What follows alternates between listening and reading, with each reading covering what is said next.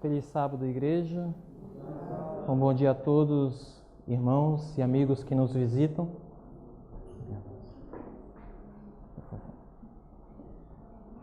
Que bom que você está aqui hoje, nessa manhã, para juntos nós cultuarmos ao Senhor.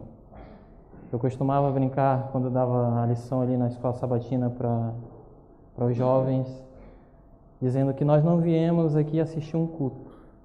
Nós viemos fazer um culto. Eu brinco com a irmã Luísa, que ela fala assim para mim: hoje é você que vai fazer o culto? No sentido de dizer, hoje é você que vai pregar? Eu digo para ela: não, apenas vou pregar, mas todos vamos fazer o culto. Eu tenho certeza que Deus já falou com vocês através da oração, através dos louvores. Eu também tenho a certeza, a fé que Deus vai falar conosco também hoje, na manhã, através da sua palavra. E eu gostaria de convidar vocês a abrir a Bíblia no livro de 1 Coríntios, a carta de Paulo aos 1 Coríntios. E o texto que nós vamos ler está no capítulo 11, que é o texto que eu escolhi para fazer essa reflexão.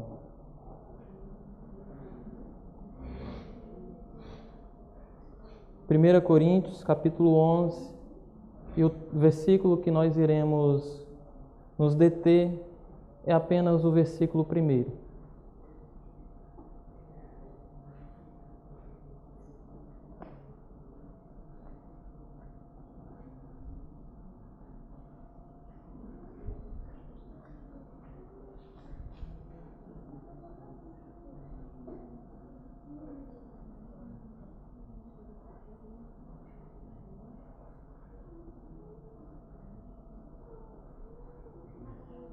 Primeira Coríntios, capítulo 11, versículo 1.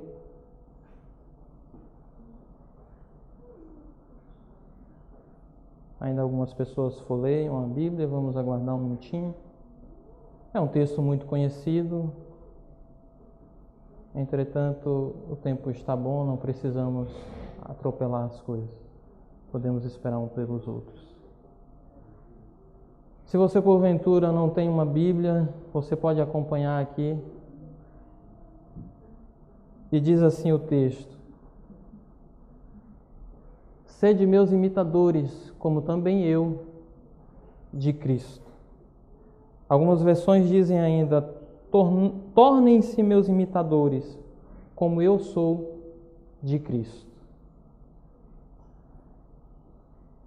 Antes de entrar propriamente na reflexão, na pregação, eu gostaria de dar uma orientação que eu acredito que vai servir para ampliar a nossa percepção e assim a gente refletir com mais propriedade dentro da temática que nós vamos tratar aqui nessa manhã. A orientação é a seguinte: essa reflexão ela está dividida em 3 momentos. O primeiro momento ele está baseado em uma análise, em um diagnóstico que eu irei fazer, podemos dizer assim, com olhos emprestados. E diante desse diagnóstico, no segundo momento, eu vou falar sobre a importância, a relevância de nós como cristãos conhecermos a nossa identidade.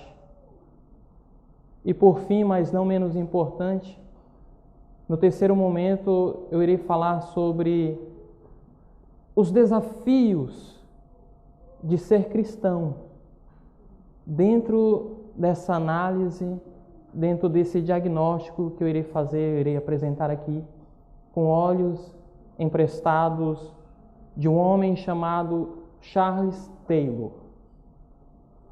Para quem não sabe, Charles Taylor é um filósofo canadense e escritor que, portanto, escreveu alguns livros.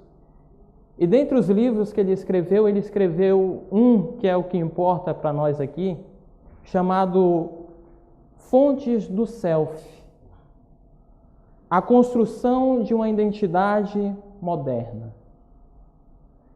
Esse é um livro muito grande, de mais de 600 páginas, bastante complexo, onde Charles Taylor ele se propõe a refletir uma certa mudança que ele diagnosticou na civilização ocidental contemporânea. E Charles Taylor ele vai configurar e explicar essa mudança a partir do par de duas palavras gregas muito conhecidas dentro do contexto da filosofia, que são mimesis e poiesis. O que é mimesis e o que é poiesis? Muito bem, mimesis é mímica, é imitação. Então, o que significa dizer, dentro desse contexto de civilização, de uma civilização que está baseada na mimesis? Significa dizer que todo labor, tudo o que o homem produz, é resultado da imitação. O homem olha para o que está no mundo, como está ordenado. E aquilo que está ordenado, ele reproduz em um outro contexto. Ou seja, uma civilização que é baseada na mimesis, ela é uma civilização que aprende em um mundo que já possui um significado, em um mundo cheio de razão, em um mundo cheio de sentidos. Uma civilização baseada na mimesis é uma civilização que olha para o universo, olha para as coisas, olha para os seres humanos e percebe que eles estão recheados de razão, de logos, de sentido e de significado. Agora, ele busca evidenciar este significado. Agora, o que é poiesis? Poiesis é por criar. Transmite a ação de fazer algo. Mas esse criar, fazer, é a partir de nenhuma referência. É sem ter uma base primeira. Ou seja, poiesis é algo que se cria, é algo que se inventa, que não está na ordem da imitação e nem da reprodução, mas está na ordem da novidade, daquilo que é novo. Então, a partir da distinção dessas duas palavras, mimes e poiesis, Charles Taylor vai fazer uma avaliação da civilização ocidental, onde ele chega à conclusão de que nós estamos vivendo um final de um processo que começou com uma civilização mimética, uma civilização baseada na mimesis, mas que agora estamos vivendo uma civilização poética, uma civilização baseada na poiesis. E de fato, antes a maioria das pessoas, elas tinham a certeza, elas tinham a convicção, a segurança de que o mundo e a vida já possuíam um significado. Mas agora essa civilização, a civilização que nós vivemos, a civilização do hoje, é uma civilização baseada na poiesis. Uma civilização incuriosa. Uma civilização que não dá mais importância às questões fundamentais da vida. De forma que a pergunta que essa civilização que nós vivemos hoje já não é mais qual o sentido da vida, mas como você dá sentido a ela. Para uma civilização que vive baseado poieses. As pessoas olham para o universo. As pessoas olham para as coisas e veem que elas não têm mais valor, não têm mais um significado, não têm mais uma razão, não têm mais um sentido. A família não tem mais valor, o casamento já não tem mais valor, um idoso já não tem mais valor, uma criança já não tem mais valor, um feto já não tem mais valor, porque tudo é vazio de significado e de sentido. E nós, de fato, já observamos na nossa civilização esta movimentação. Nós vemos uma civilização que desencantou com a ordem natural das coisas. Poucas pessoas em nossos dias acreditam na ordem natural das coisas, se é que vocês me entendem. Não há mais a preocupação, o foco de nós olharmos para aquilo que é real. Não importa a casca, é o que eles dizem, pois quem dá o recheio é o sujeito que a representa.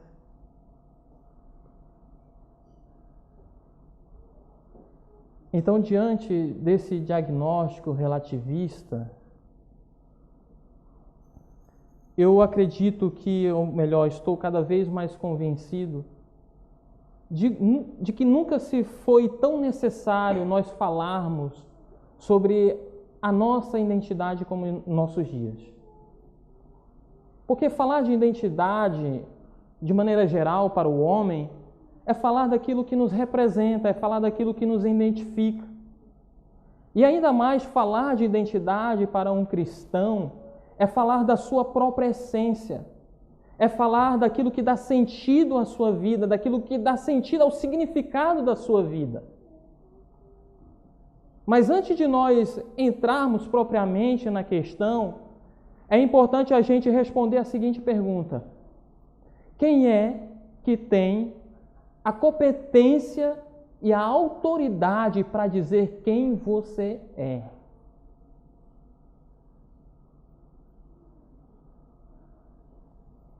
Algumas pessoas vão dizer que quem tem a autoridade para dizer quem você é você mesmo. E nesse sentido, cada indivíduo é responsável por definir a sua própria identidade. Mas o grande problema com essa resposta está justamente no relativismo que ela cria. Porque se o homem tem a autoridade para definir quem ele é, logo ele pode dizer qualquer coisa. E além disso, hoje ele pode dizer que é algo e daqui a pouco ele dizer que é outra coisa. Porque não existem parâmetros, não existem limites. Então a gente chega à conclusão de que seria uma loucura, seria um caos. E um exemplo disso está no fato que aconteceu na Holanda em 2018. Um homem de 69 anos, um belo dia acordou, se olhou no espelho e se achou 20 anos mais novo. Até aí tudo bem. Mas o problema foi quando ele entrou na justiça para se tornar isso uma realidade. Então, numa entrevista, ele vai dizer o seguinte para o repórter: nós vivemos em uma época em que é possível mudar de gênero e de nome. Então, por que eu não posso mudar a minha idade?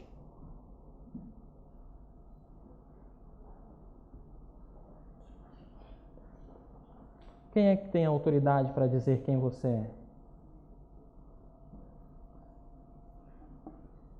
Um autor francês chamado Georges Courteline, ele escreveu uma obra chamada Un lettre chargée,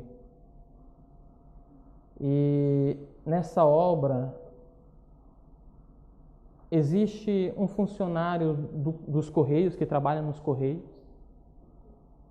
e em determinado dia do seu trabalho ele percebe que quem está se aproximando da sua mesa, do seu guichê, da sua baia, é um amigo de longa data, um amigo de infância de muitos anos. E ao se olharem, eles se alegram e contam do passado, falam do presente, do futuro, veem como eles estão bem.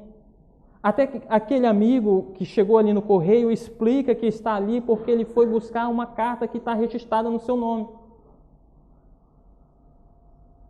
E para surpresa desse homem, o funcionário ele pede uma carta de identificação, um documento de identificação. Aí ele, como assim? Você sabe quem eu sou. Você me conhece. E na obra, o funcionário ele vai responder da seguinte maneira: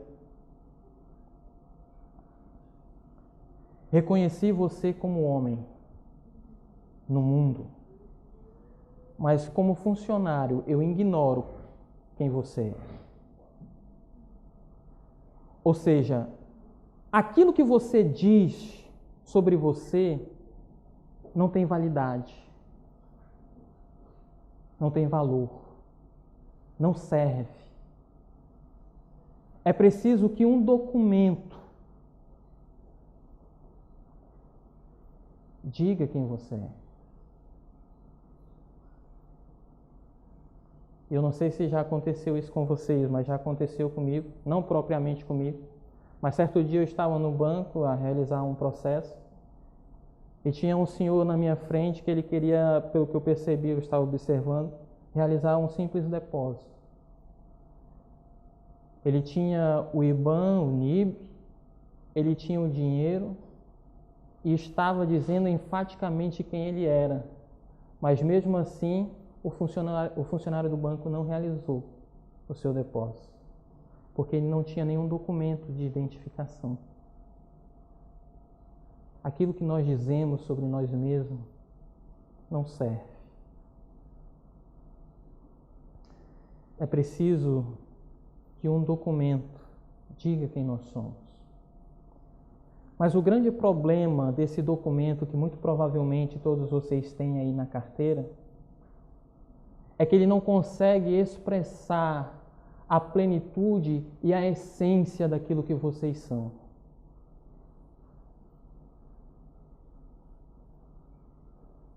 E o outro grande problema também é que esse documento está sujeito a erros.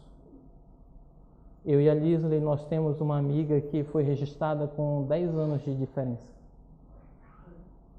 Um exemplo, ela nasceu em 2010 e por um erro registraram ela como nascimento 2000.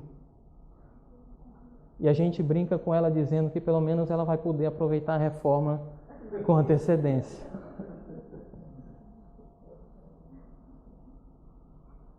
Mas é preciso um documento. A boa notícia, por mais que esse não sirva, existe um testemunho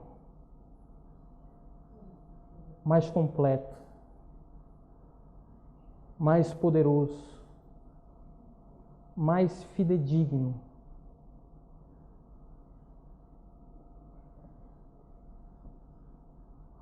que é a palavra de Deus. Somente o nosso Criador tem a competência e a autoridade para dizer com clarividência precisa quem nós somos. E é por isso que nós precisamos meditar diariamente nas Escrituras. E é por isso que nós precisamos mergulhar nas Escrituras. Porque se nós não conhecermos as Escrituras, nós não conheceremos o verdadeiro significado da nossa identidade, quando diz respeito às nossas relações.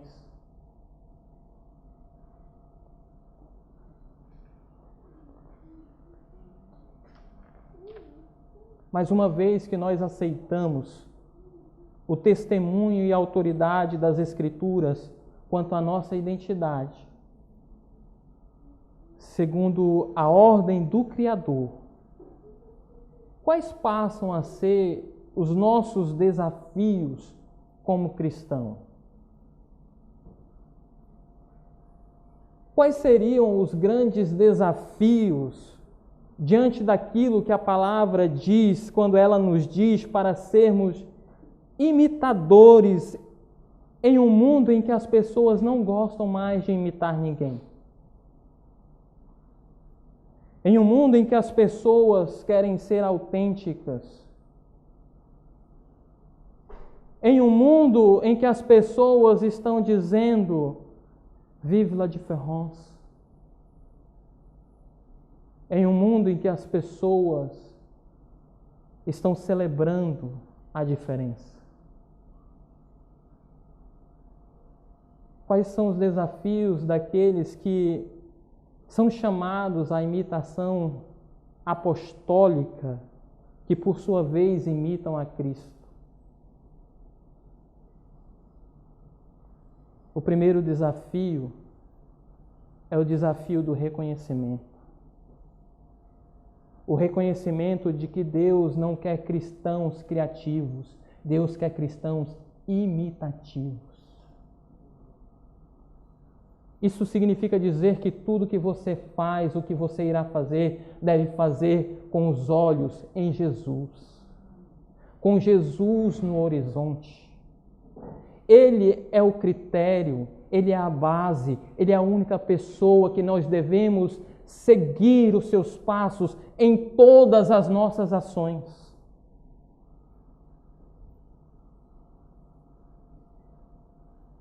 Qual é o grande desafio para uma igreja que foi chamada para ser imitadora de Cristo, em um mundo em que as pessoas não querem mais imitar ninguém, porque vem a imitação como uma falta de personalidade e de autenticidade? Nós temos o desafio da sinceridade.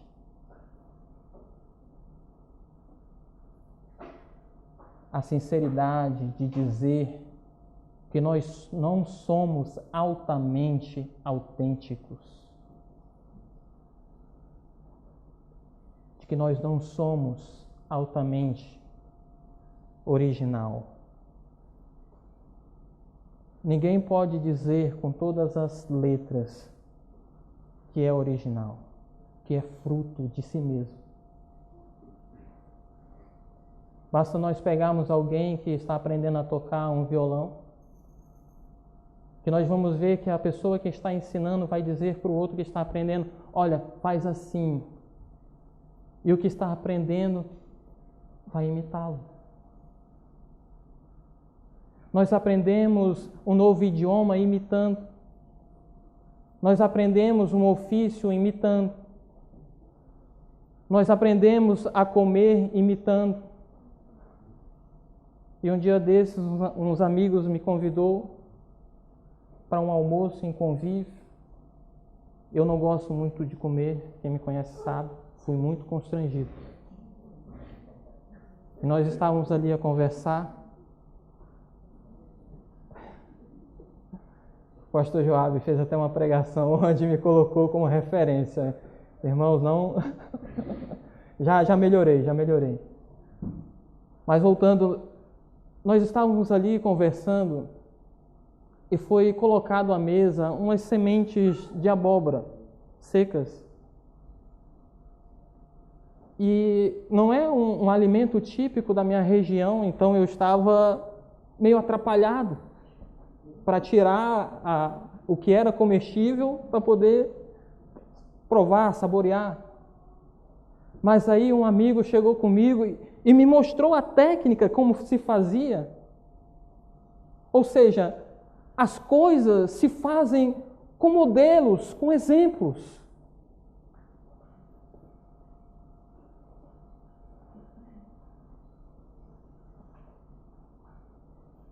O homem não aprende algo do nada.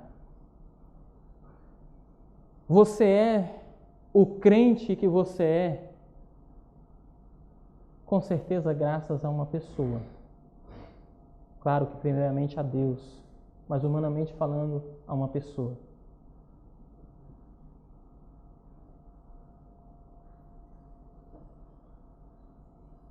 Talvez o seu pai, a sua mãe, o seu pastor, um ancião, um diácono.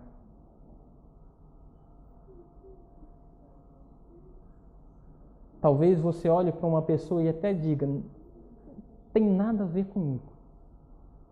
Mas aí de repente você olha para aquela pessoa, aquilo é fixe. E você pega para você.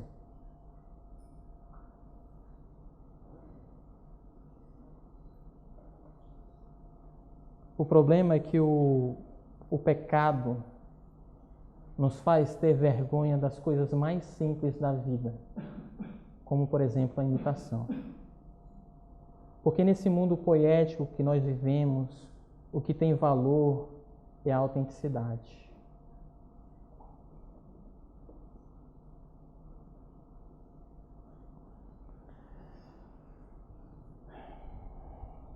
Nós temos medo de ser taxados como plágio,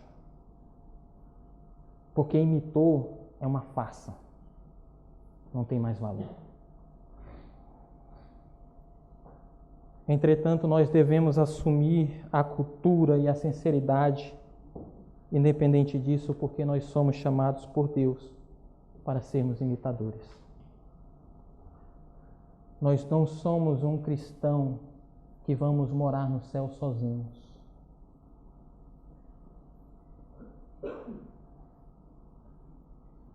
Nós temos o desafio de assumir que nós não somos originais. E que é sábia a palavra dos apóstolos, a pregação dos apóstolos, quando eles se dirigem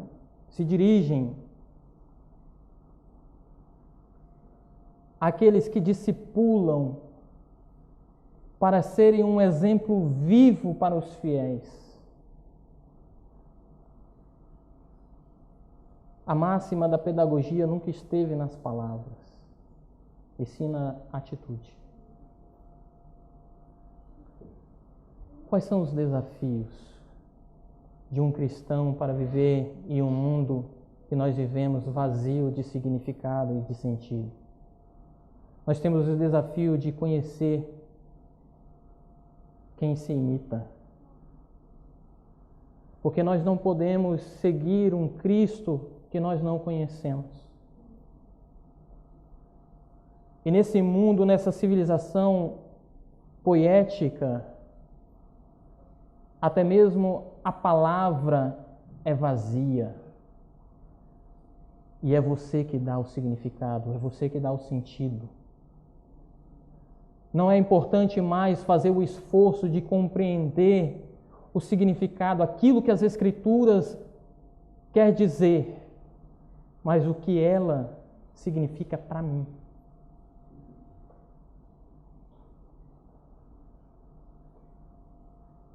Em vez de nós vivermos a perfeita identidade que o Criador estabeleceu, nós negligenciamos o estudo das Escrituras, preferindo viver a nossa maneira e, consequentemente, seguimos e imitamos um Cristo fabricado pela nossa própria imaginação. E o grande perigo de você viver seguindo um Cristo da sua imaginação é que ninguém pode calcular as possibilidades da sua imaginação.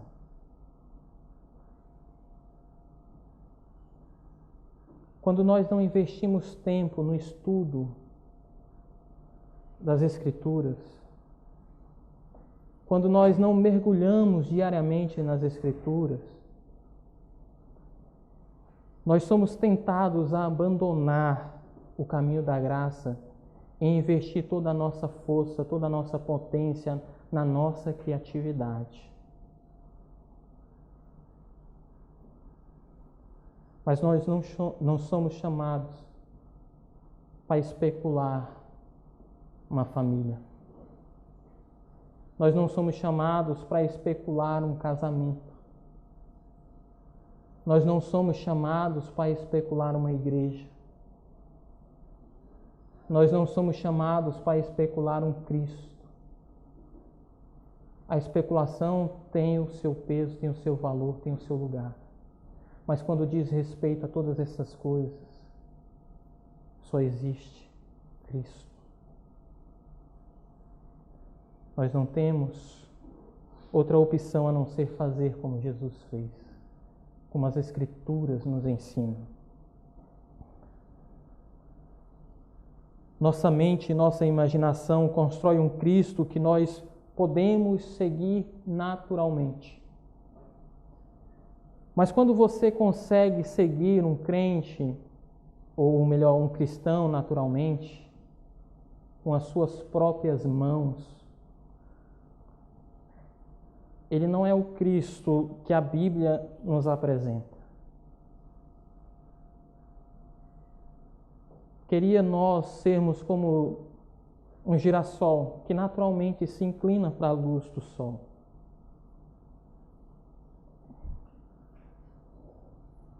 Quem não gostaria de obedecer a Deus por natureza? Quem não teria essa forte ambição no seu coração?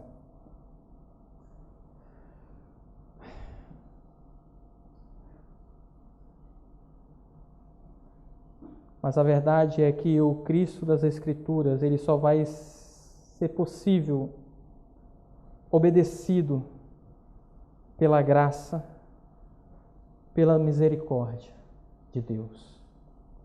Ninguém pode imitar Jesus. Ninguém pode ser discípulo de Jesus. Ninguém pode seguir os passos de Jesus se não for pelo poder do Espírito, pelo testemunho interno do Espírito, porque é Ele que move os nossos corações e nos faz clamar pela graça de Deus. Louvado seja Deus pela sua profunda e imensa graça.